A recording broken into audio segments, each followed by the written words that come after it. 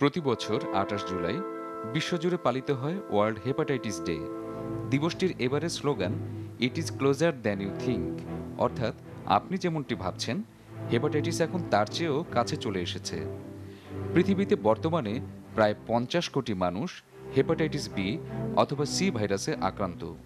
Hepatitis হচ্ছে লিভারের প্রদাহ। জীবাণুর আক্রমণ, অতিরিক্ত মদ্যপান, ওষুধের বিষক্রিয়া এবং লিভারের ভেতর চর্বি জমা সহ আরও বেশ কিছু কারণে এই প্রদাহ হয়।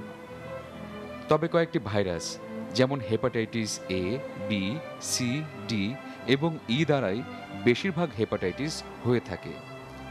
হেপাটাইটিস এ এবং ই ভাইরাস সাধারণত তেমন একটা বিপজ্জনক নয়, তবে বি অথবা সি ভাইরাস দ্বারা আক্রান্ত হলে ভবিষ্যতে লিভার ক্যান্সার, লিভার সিরোসিসে ভোগার আশঙ্কা থাকে। গবেষণায় প্রমাণিত হয়েছে প্রতি ১০০ জন বি ভাইরাসে আক্রান্ত রোগীর মধ্যে প্রায় ৯০ জনই ৬ মাসের মধ্যে পুরোপুরি সুস্থ এবং জীবাণুমুক্ত হয়ে যায়। বাকি ১০ জন ক্রনিক হেপাটাইটিসে ভোগে, অর্থাৎ বাকি জীবন সে এই জীবাণু বহন করে, যার মধ্যে কেউ কেউ আবার লিভার ক্যান্সার অথবা লিভার সিরোসিসে ভুগতে পারে। বিশ্ব স্বাস্থ্য সংস্থার মতে বছরে প্রায় ৫ থেকে ৭ লক্ষ মানুষ হেপাটাইটিস বি ভাইরাসে আক্রান্ত হয়ে মারা যায়। তবে ক্রনিক হেপাটাইটিসে ভোগার সম্ভাবনা সি ভাইরাসে আরও অনেক বেশি। আক্রান্ত রোগীদের মধ্যে শতকরা ৬০ থেকে ৭০ জনই ক্রনিক হেপাটাইটিসে ভুগে থাকেন। বিশ্বজুড়ে বছরে প্রায় ৩.৫ লাখ মানুষ সি ভাইরাসের আক্রমণে মারা যায়। এই ভাইরাস দুটির বৈশিষ্ট্য হল লিভার ছাড়াও এরা রক্ত এবং বীর্য সহ শরীরের অন্যান্য তরল পদার্থের ভেতর ছড়িয়ে পড়ে। ভাইরাসে আক্রান্ত রোগীর রক্তদান, দৈহিক মিলন এবং ভাইরাসে আক্রান্ত মায়ের ক্ষেত্রে তার প্ল্যাসেন্টা বা গর্ভফুলের মাধ্যমে নবজাতকের শরীরে এই রোগ ছড়িয়ে পড়ে।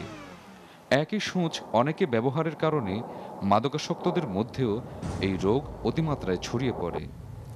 ভাইরাসে আক্রান্ত রোগীকে সেবাদানের সময় ডাক্তার, নার্সরাও কখনো কখনো এই রোগে আক্রান্ত হয়।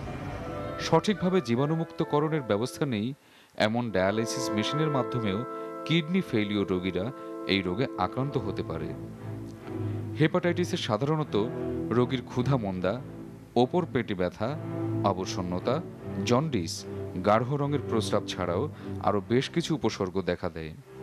তবে অনেক সময়, বিশেষ করে সি ভাইরাসের ক্ষেত্রে, তেমন লক্ষণীয় কোনো উপসর্গ নাও থাকতে পারে। কেবল কয়েক ধরনের রক্ত পরীক্ষার মাধ্যমেই একজন বি অথবা সি ভাইরাসে আক্রান্ত হয়েছে কিনা সেটি বোঝা যায়। পরবর্তীতে ক্যান্সার বা সিরোসিস দেখা দিলে আল্ট্রাসনোগ্রাফি, সিটি স্ক্যান, বায়োপসি সহ আরও বেশ কিছু পরীক্ষার মাধ্যমে রোগটি নির্ণয় করা হয়। প্রতিকার এবং প্রতিরোধের উপায় হিসেবে বলা যায় উপযুক্ত পরীক্ষা না করে রক্তদান ও গ্রহণ, অন্য ব্যক্তির ব্যবহৃত সিরিঞ্জ বা সূঁচ ব্যবহার, উশৃঙ্খল যৌন আচরণ, জীবাণুমুক্তকরণ ব্যবস্থাহীন ডায়ালাইসিস, এই সব কিছুই পুরোপুরিভাবে বন্ধ করতে হবে। প্রতিটি হাসপাতালেরই উচিত এইডস এবং হেপাটাইটিস রোধের জন্য স্ট্যান্ডার্ড প্রিকশন যে নীতিমালা রয়েছে সেটি অক্ষরে অক্ষরে মেনে চলা। বি ভাইরাসের জন্য ভ্যাকসিন রয়েছে, তাই ঝুঁকিপূর্ণ মানুষের উচিত সময়মতো টিকা নেওয়া। তবে সি ভাইরাসের কোনো ভ্যাকসিন নেই। দিন দিন হেপাটাইটিসের রোগীর সংখ্যা আশঙ্কাজনকভাবে বেড়েই চলছে। গড়ে প্রায় প্রতি ১২ জন মানুষের মধ্যে একজনই এই রোগের শিকার। সময় এসেছে সচেতনতা সৃষ্টি এবং উপযুক্ত ব্যবস্থা গ্রহণের মাধ্যমে এই ভয়াবহ রোগ থেকে সমাজকে রক্ষা করার।